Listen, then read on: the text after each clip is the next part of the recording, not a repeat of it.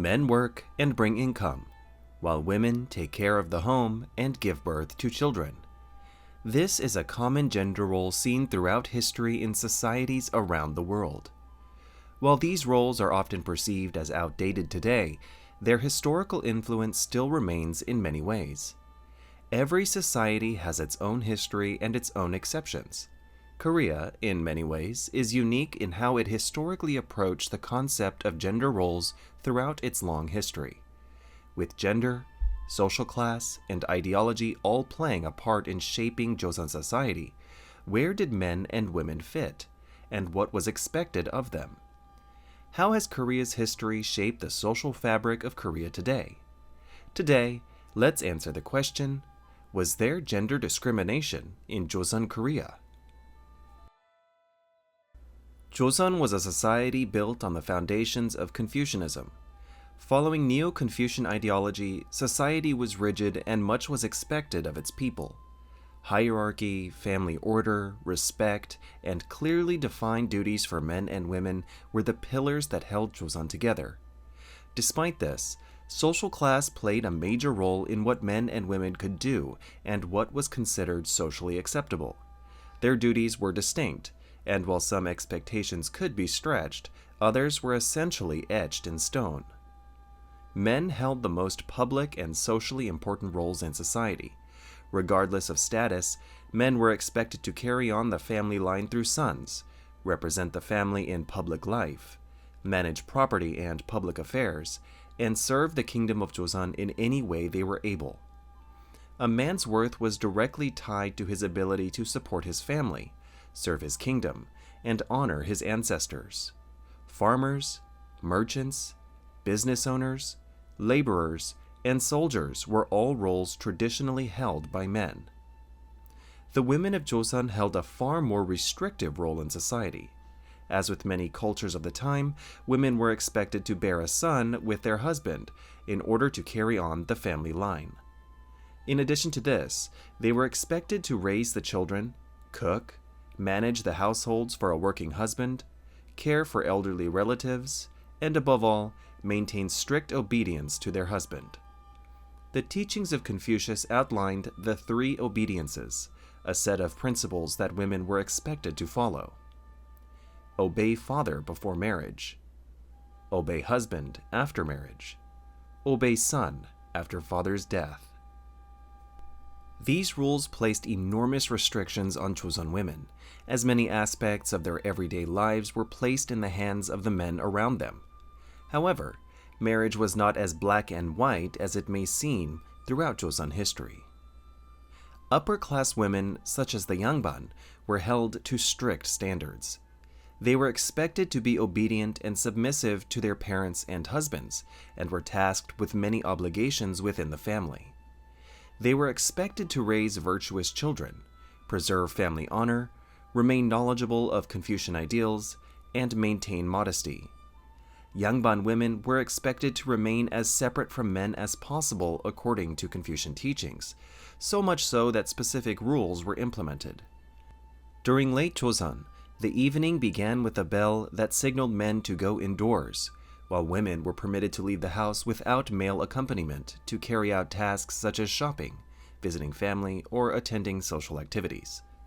This practice was largely reserved for upper-class women, as lower-class women were required to interact with men while running shops or working in the fields. While the expectations placed on men and women in Joseon were widely understood and practiced, their implementation often depended on social class. The differences were especially visible in living arrangements. Poor families often had no choice but to live together in small thatched roof houses known as chogajip. This stood in stark contrast to wealthy Yangban families and the royal household. Men occupied one part of the home, while women were given separate living quarters. After marriage, women were expected to greatly limit interactions with unrelated men. When outside, they often wore head coverings and traveled in covered palanquins carried by servants. One of the harshest expectations placed on Joseon women was lifelong loyalty to their husbands, even after death. Widows were expected never to remarry. Even if a husband died young, Confucian ideals demanded that his widow remain faithful for the rest of her life. While extremely restricted in what they could do publicly and often under the authority of their husbands, women in Joseon also held unique forms of power. While unable to serve as government officials, many Yangban women were well educated. Subjects such as calligraphy, Confucian ethics, poetry, and Hangul were mastered by women. In fact, there are several well-known female authors throughout Joseon history. Much like their own marriages, women of the household often arranged their children's marriages as well.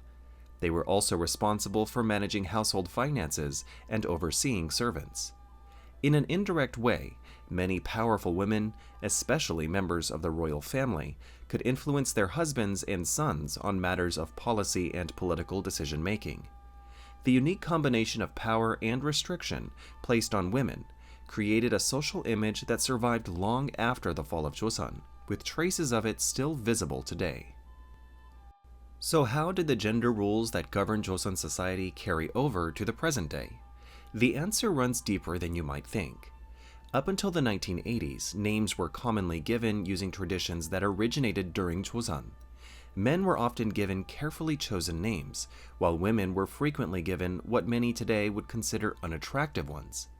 In a patriarchal society where sons carry on the family line, girls were sometimes given names such as Malnyo, or last daughter, Gutsun, final daughter, or even names based on ordinary objects.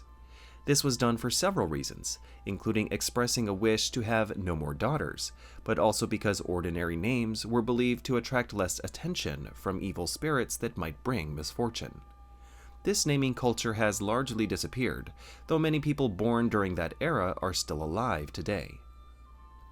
Life within the household has also changed significantly, but Joseon's influence can still be felt. Women in older generations remained heavily influenced by Confucian ideals. Many entered arranged marriages and became primarily responsible for caring for the home and the family. During major holidays such as Chuseok and Seollal, women were traditionally responsible for preparing food and organizing ancestral rites for their husbands' ancestors, as they were considered part of their husband's family rather than their parents. They remained in the kitchen to prepare meals and often only ate after the men had been served, much like during Joseon. While this has largely changed today, some traditional families still maintain these customs. In another striking similarity to Joseon, women are among the most highly educated people in South Korea. They attend university at exceptionally high rates and often outperform male students academically. As a result, women are employed across a wide range of fields, including science, medicine, law, education, and government.